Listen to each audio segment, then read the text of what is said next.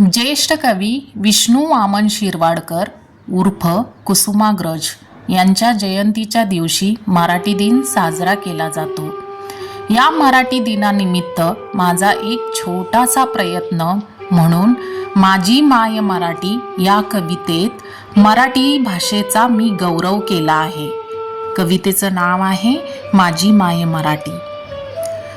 माझी या मराठीचे बोल, माझी या मराठीचे बोल, वाटते थोरास अनमोल.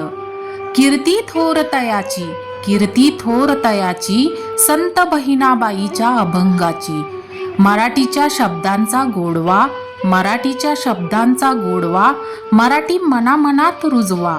मराठी झाली अबोल, मराठी झाली अबोल, माझी भाषा माय बोल.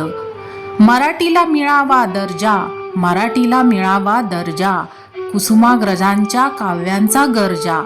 मोल तयास कीर्तीचा, मोल तयास कीर्तीचा, माझी या माय बोलीचा.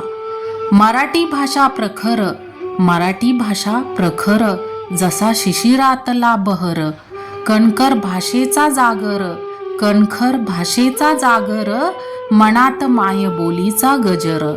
व्यक्ती तितक्या प्रवृत्ती, व्यक्ती तितक्या प्रवृत्ती, मराठी भाषेस न जपती. म्हणे तिचे मोलहीन, म्हणे तिचे मोलहीन, ना हीन ती महाराष्ट्राची शान, ना हीन ती महाराष्ट्राची शान.